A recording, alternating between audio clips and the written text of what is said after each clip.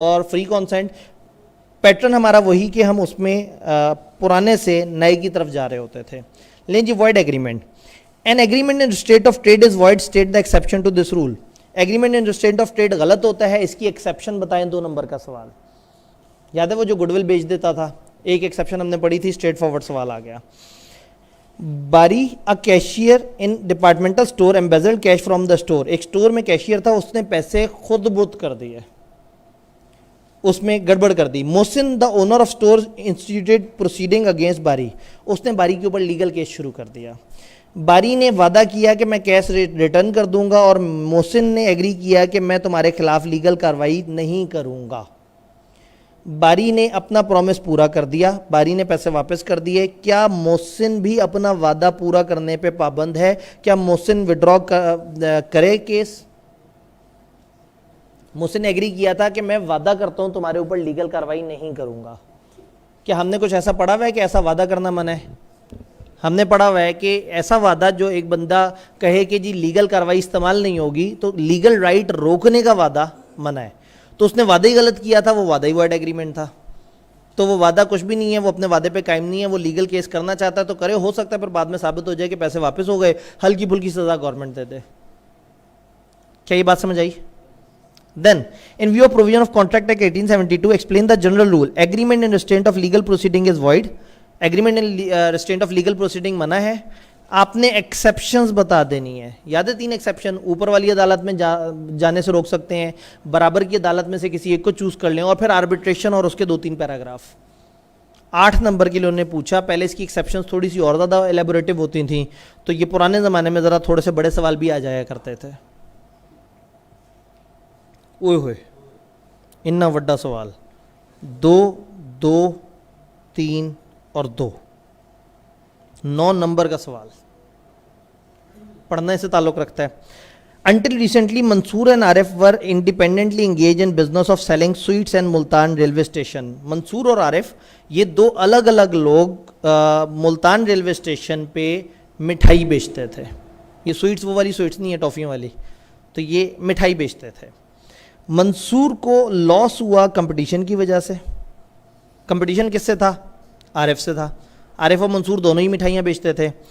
Arif in view of his friendship with Mansoor, Arif Mansoor का दोस्त था और उसी के साथ दुकान डाल के बैठा हुआ था मिठाइयों की, लेकिन उसने दोस्ती के लिए एक बहुत बड़ी कुर्बानी दी।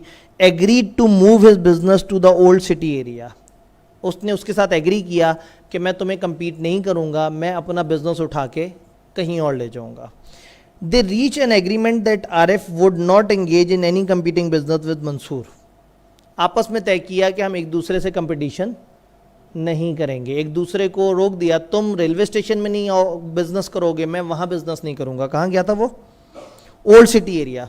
तो उसने कहा तुम जो है वो ओल्ड सिटी एरिया में बिजनेस करो, मैं करूँगा रेलवे स्टेशन पे बिजनेस। तुम मेरे इलाके में नहीं आओगे, मैं तुम्हारे इलाके में नहीं आऊँगा। आपस में खुद ही मुकमुका कर दिया, एक दूसरे को बिजनेस करने से रोक दिया। It was also agreed that in case of breach, अगर ब्रीच हुआ, none of them would have recourse to a court of law for enforcement of the right. साथ में ये भी तय कर लिया कि अगर तुम में से, हम दोनों में से कोई भी खिलाफ वर्जी करेगा तो हम अदालत में नहीं जा सकते। 2 गुस्ताखियाँ कर ली, एक तो बिजनेस करने से भी रोक दिया एक दूसरे को, और अदालत जाने से भी रोक दिया। सब्सिक्वेंटली बाद में क्या हुआ? ड्यू टू इकोनॉमिक डाउनटर्न, मैशियत की जो पहिया है वो उल्टा चलना शुरू हो गया। Arif in addition to old city area has also started to sell sweets at Multan railway station.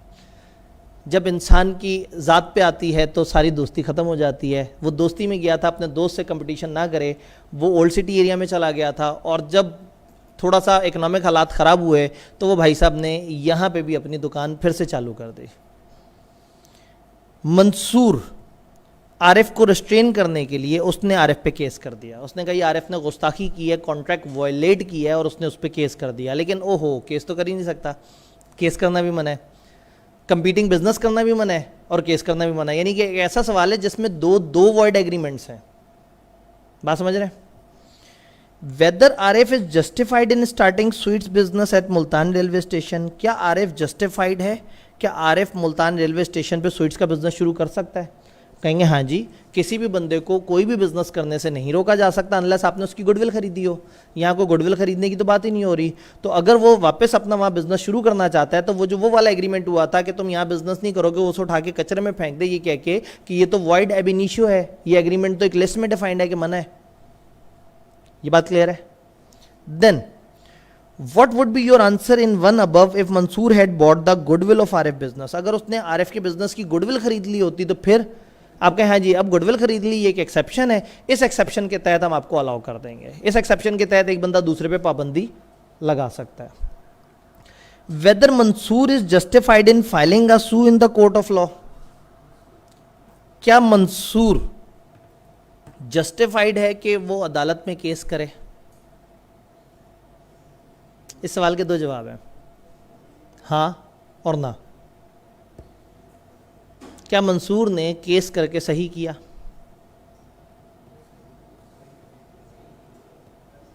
चलें, केस का मुद्दा क्या है कि यहां क्यों बिजनेस शुरू कर रहा है? जब वो केस करेगा तो कहेंगे ये तुम्हारा केस गलत है, क्योंकि इस केस में तुम ये कह रहे हो कि यहां बिजनेस ना शुरू करे और ये एग्रीमेंट वॉइड होता है, तो इसका केस करना नहीं बनता। एक एंगल से जवाब बनता है, इसका केस करना नहीं बनता क्योंकि मुद्दा गलत है। और इस सवाल को यूं भी पढ़ सकते हैं कि वो पूछना चाह रहे हैं कि क्या वो केस कर सकता है, हालांकि उसको तो पाबंदी थी तुम केस नहीं कर सकते। तो हम कहेंगे केस ना कर सकने वाली बात भी तो गलत थी। तो हम कहते हैं कि तुम केस नहीं कर सकते लेकिन कानूनी तौर पे वो केस कर सकता है, तो वो केस कर सकता है। सवाल ये है कि वो केस जिस मुद्दे पे कर रहा है वो मुद्दे में जीतेगा? नहीं, क्योंकि मुद्दा ये है कि जी ये बिजनेस इसने क्यों शुरू किया, मैंने तो उसे मना किया था, तो वो इस वजह से केस नहीं कर सकता। तो इस सवाल का जवाब यस लिखने वाले को भी पूरे नंबर मिल सकते हैं, नो लिखने वाले को भी, डिपेंड करता है आपने रीज़न क्या दिया है। अगर आप रीज़न दें कि मुद्दा गलत है, इस मुद्दे पे केस नहीं बनता, तो ठीक है, केस नहीं हो सकता। आप कहें केस करने से रोकना गलत है, ये केस कर सकता है, हारे जीते वो बात की बात है, तो केस तो कर सकता है ना? मजे का सवाल, दोनों तरफ से जवाब निकल रहा है। क्या ये लॉजिक समझ आई है? What would be your answer in 3 above if both Arif and Mansoor had agreed to refer their dispute to arbitration and not to the court of law? अगर वो कहें हम अदालत की तरफ नहीं जाएंगे, हम आर्बिट्रेशन की तरफ जाएंगे, तो हम कहेंगे हाँ जी ये एक्सेप्शन अलाउड है, आप अदालत को छोड़ के आर्बिट्रेशन की तरफ जा रहे हैं, दिस इज अलाउड। अगर दोनों ने मान लिया है तो अदालत को छोड़ के आर्बिट्रेशन की तरफ जा सकते हैं, लेकिन साबित कुछ नहीं होना। क्योंकि क्या इशू लेके जा रहे हैं आप, इसने बिजनेस क्यों शुरू किया, वो एग्रीमेंट वॉइड था। तो ये दो वॉइड एग्रीमेंट्स हैं जिनके ऊपर डिस्कशन है। यानी वो जानना ये चाह रहे हैं कि क्या आपको दोनों वॉइड एग्रीमेंट्स पता है और क्या आपको दोनों की एक एक एक्सेप्शन पता है। तो बड़ी चालाकी से उन्होंने सिनेरियो में बड़े खूबसूरत तरीके से सारी बात की है। डन। किताब की सॉफ्ट कॉपी आपके पास मौजूद है, गूगल ड्राइव का वो लिंक तो काम कर रहा है, आपने इसके सोल्यूशन को देखना है तो बड़े मज़ेदार तरीके से आपको एलेबोरेट होता नजर आएगा कि बात किस तरह से डिस्कस की है। कहानी को आगे बढ़ाते हैं।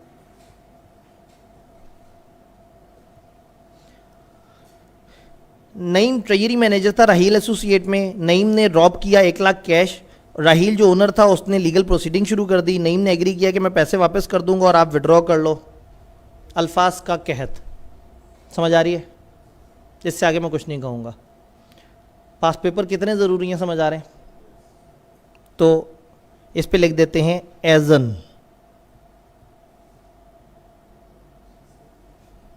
पता नहीं आपकी उर्दू कमज़ोर है, छोड़ देते हैं।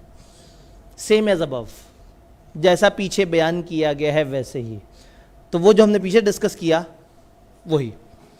Salman agree to supply cotton yard to Rehan for entire year. उसने कहा पूरे साल में तुम्हें कॉटन सप्लाई करूंगा जब तुम मांगोगे। जो होलसेल प्राइसेज हैं प्रिवेलिंग उस पर। Contract also stipulated that in case of dispute Salman and Rehan would not seek settlement through court. उन्होंने कहा अगर हमारा झगड़ा हो हम अदालत में नहीं जाएंगे, आपने बताना है कि ये कॉन्ट्रैक्ट वैलिड है या नहीं है, और अगर बेईमानी होती है, गड़बड़ होती है, तो क्या रेमेडी अवेलेबल है। तो अदालत जाने से रोकने के एग्रीमेंट गलत है, तो अगर झगड़ा होगा तो क्या रेमेडी अवेलेबल है, वो अदालत जा सकते हैं। Under provision of contract act explain the circumstances in which a person may be restricted from carrying on a business. वो कौन सी जगह है, वो कौन सी सिचुएशन है जहां बंदे को बिजनेस करने से रोक सकते हैं, गुडविल जब आप खरीद लेते हैं। तो आप अगर गौर से देखें तो तकरीबन एक क्रैमिंग वाली बात पूछी है, एक हैवी सिनेरियो था, बट उसमें भी उन्होंने बस ये पूछने की कोशिश की कि आपको रट्टा लगा हुआ है या नहीं लगा हुआ। फ्री कॉन्सेंट की तरफ आते हैं, फ्री कॉन्सेंट के सवाल। Identify the situation when consent is said to be free. वो कौन सी सिचुएशन है जहां कॉन्सेंट फ्री कहलाएगी? कॉन्सेंट वहां फ्री होगी जहां वो 5 चीजें नहीं होंगी। लिख देंगे आप। What constitute fraud under provision of contract act? Fraud की डेफिनेशन पूछ डाली। आप देख रहे हैं सवाल, चैप्टर बड़ा है लेकिन इस चैप्टर में आपको आधे सवाल बहरहाल सीधे सीधे भी नजर आ रहे हैं। Explain the following and describe. Undue influence आपने बताना है। लो जी, सिचुएशन आ गया।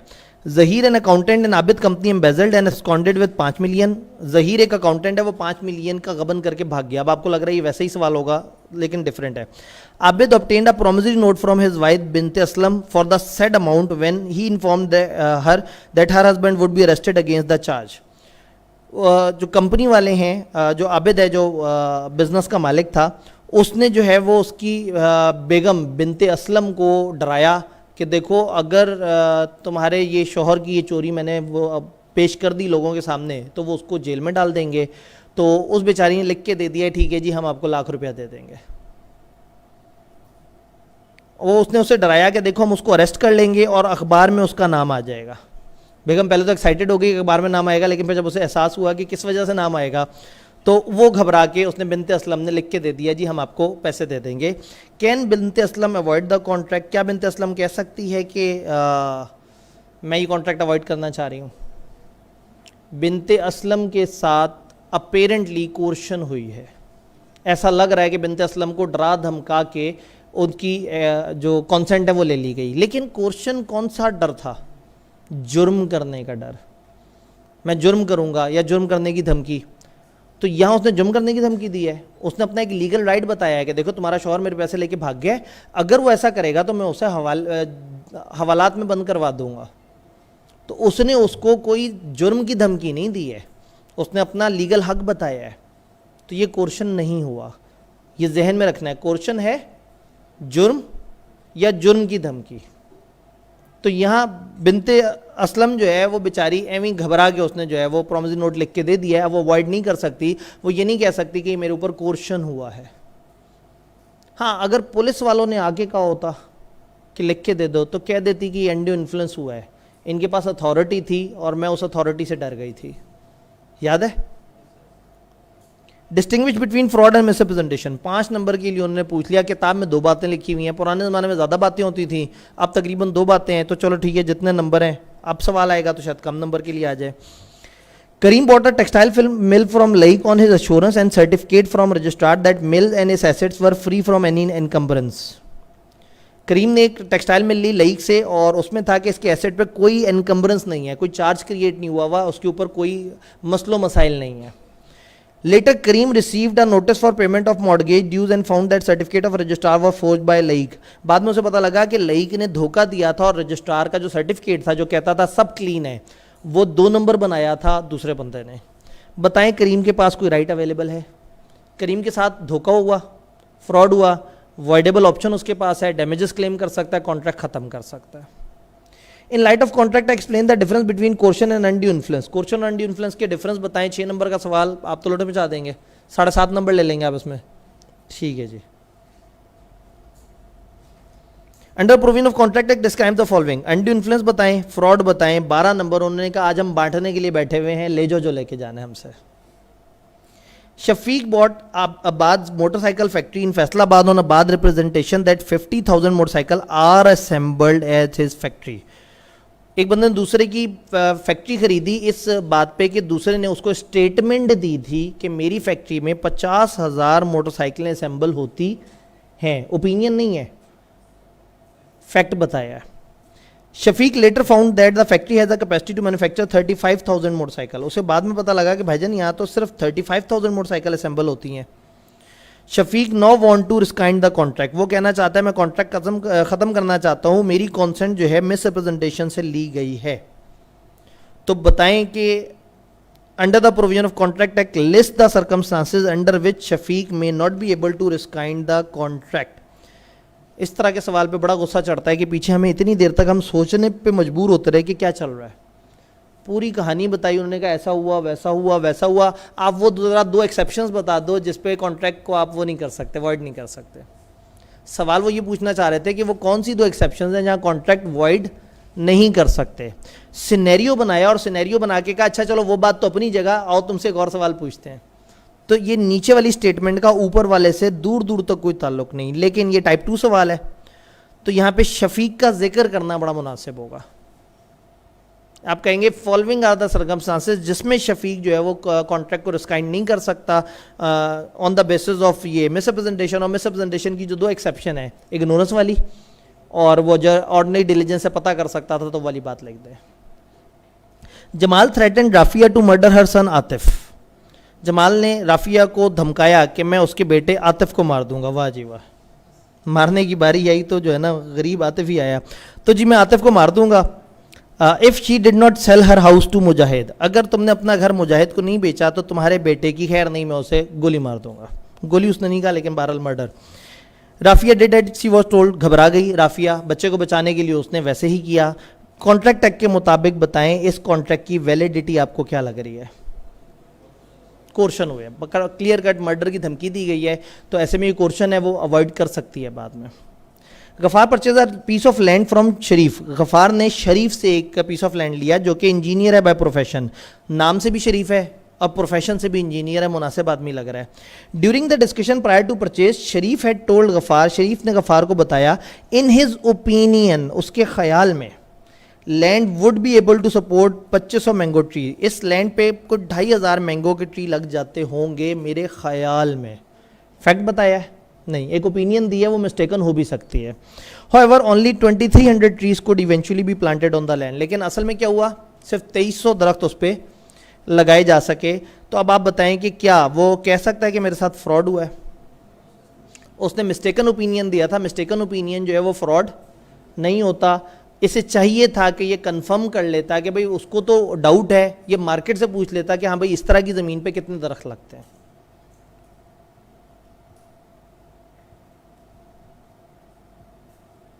ले जी, मुगल एंड दाऊद जो है वो राइस में ट्रेड कर रहे हैं। दाऊद ने एंटर किया मुगल के साथ कॉन्ट्रैक्ट कि वो 50 टन ऑफ राइस खरीदेगा। दाऊद के पास प्राइवेट इंफॉर्मेशन है कि प्राइसेस चेंज होने वाली हैं, जिससे मुगल की willingness to enter into contract खत्म हो जाएगी। दो बंदे डील कर रहे हैं, एक दूसरे से कह रहा है कि मैं तुमसे इतने राइस खरीदूंगा, उनमें से एक बंदे को पता है कि आगे कुछ ऐसा होने वाला है जिससे इसका नुकसान हो जाएगा, और वो भाई साहब खामोश है।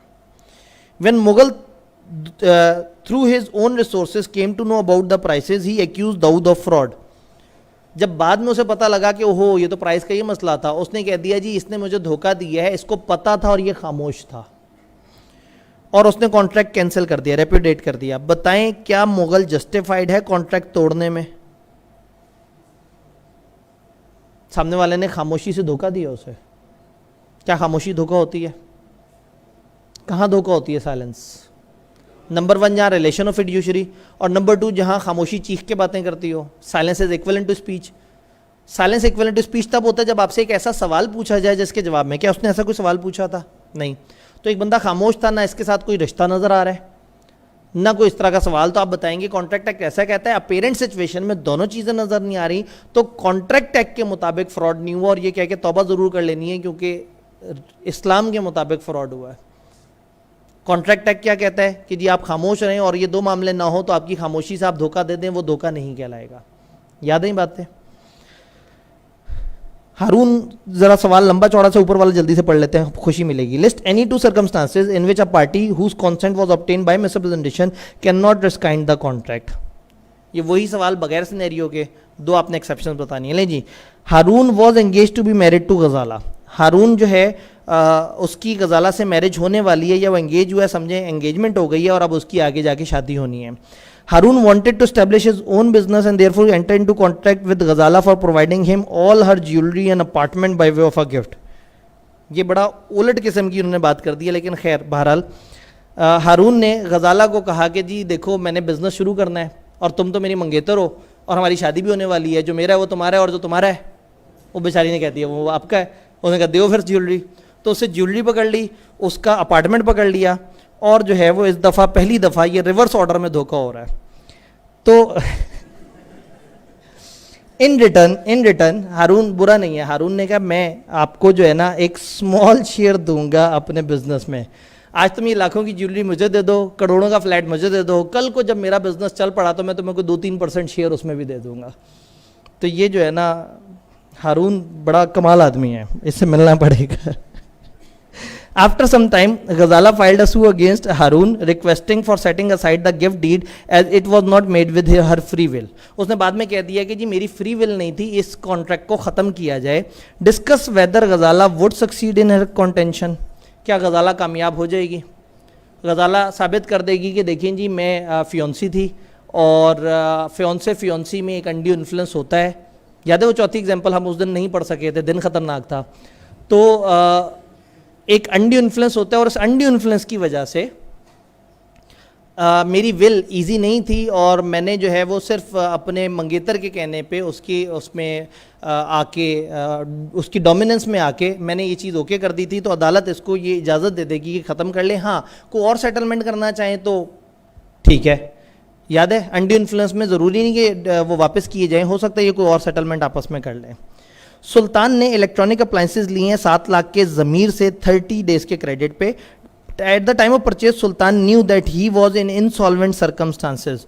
सुल्तान ने 7 लाख रुपए ज़मीर से लिए हैं और अपने ज़मीर को सुला दिया था उसने। सुल्तान को पता था कि मेरे पास पैसे नहीं है और सुल्तान जो पैसे ले रहा था इस यकीन कामिल की मंजिल पे बैठा था कि आगे तो मेरे हालात पतले हैं, वापस तो मैं कर ही नहीं सकता। इड्डा तू पाकिस्तान है कि IMF से लोन लेते हुए पहले ही पता होता है कि पैसे दे तो सकते नहीं। तो उसने लोन लेते हुए उसे पता था कि वो पैसे वापस नहीं कर सकेगा। बताएं इस कॉन्ट्रैक्ट की वैलिडिटी क्या है? फ्रॉड हुआ है, धोखा किया उसने। कौन सा वाला धोखा किया है? 5 धोखे के नाम आपको पता है।